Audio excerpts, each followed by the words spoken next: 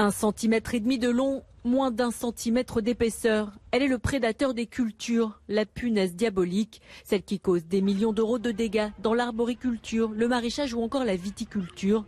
Mais depuis plusieurs semaines, c'est en milieu urbain qu'elle s'est installée, car à l'approche de l'hiver, elle trouve refuge dans les maisons et les appartements. Ce sont des rassemblements qui ne sont pas liés à la reproduction, c'est-à-dire que les insectes qui vont rentrer dans les maisons ne vont pas s'y reproduire.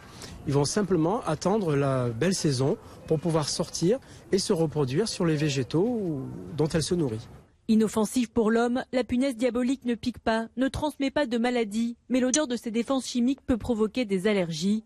Originaire d'Asie, elle s'est implantée en France en 2012, essentiellement à Paris et à Strasbourg, l'Alsace où cette année, l'insecte est particulièrement répandu. À cette période-là, donc au mois d'octobre, l'année dernière, on avait 3 interventions par jour concernant la punaise diabolique. Cette année, on est à plus d'une vingtaine par jour au sein de l'Alsace pour la punaise diabolique.